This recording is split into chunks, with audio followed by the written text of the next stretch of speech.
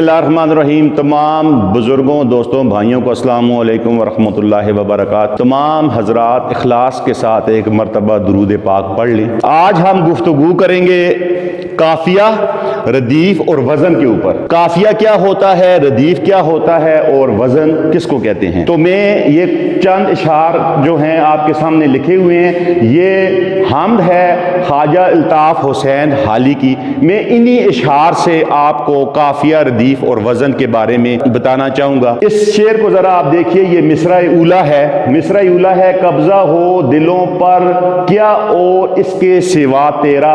और मिसरा सानी है, दूसरा मिसरा है, एक बंदे नाफरमा है हम सिरा तेरा। अब इसमें आप देखें कि पूरी इस हमद को देखें तो कोई एक लफ्ज़ ऐसा है जो बार बार आ रहा है। जब हम इसके ऊपर नजर डालेंगे तो हमें एक लफ्ज़ है तेरा, तो ये हमें बार बार आता हुआ दिखाई देता है। देखें, कब्जा हो दिलों पर क्या और इसके सिवा तेरा, ये तेरा आ गया। फिर इसमें एक बंदे नाफरमा है हम सिरा तेरा।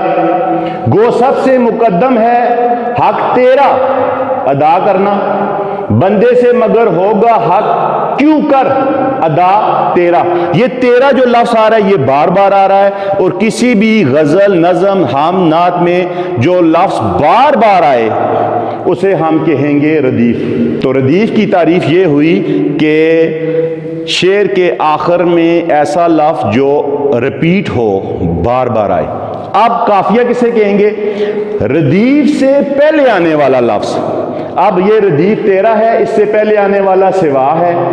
तेरा से पहले आने वाला लफ्ज़ है सिरा, और तेरा से पहले आने वाला लफ्ज़ है अदा। ये जो रदीफ से पहले लफ्ज़ आ रहे हैं इनको ज़रा आप देखें। पहला है सिवा, दूसरा है सिरा, तीसरा है अदा, चौथा है खुला। थोड़ी सी तवज्जो करेंगे तो आपको काफिया की समझ आ जाएगी। ये सारे काफिया हैं क्योंकि ये रदीफ से पहले आ रहे हैं। लेकिन काफिया की एक पहचान और भी है कि ये हम आवाज भी होंगे और हम वजन भी होंगे। हम आवाज देखें, सिवा, सिरा, अदा, खुला, ये इनकी आवाज एक जैसी है। और हम वजन कैसे होंगे, सिवा को आप देखें, इसमें तीन जो हैं वो हरूफ आ रहे हैं, सिरा में भी तीन आ रहे हैं, अदा में भी तीन आ रहे हैं, और खुला में भी तीन आ रहे हैं। सीन, वाव, अलीफ, सीन, रे, अलीफ, अलीफ, दाल, अलीफ। तो इनका वजन भी आपस में बराबर है। जब वजन भी बराबर हो, आवाज भी उनकी हम आवाज हो और रदीफ से पहले आए तो हम इनको कहेंगे काफिया।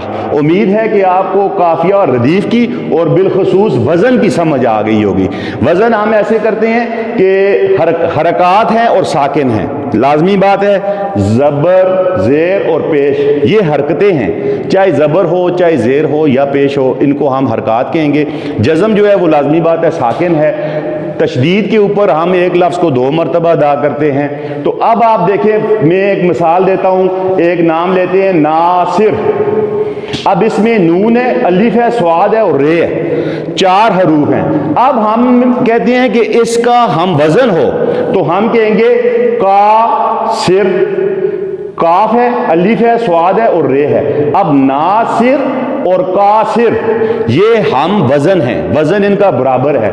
नून के ऊपर अगर हरकत है तो अलिफ साकिन है, स्वाद के ऊपर हरकत है तो रा साकिन है, काफ के ऊपर हरकत है तो अलिफ साकिन है, स्वाद के ऊपर हरकत है तो रा साकिन है।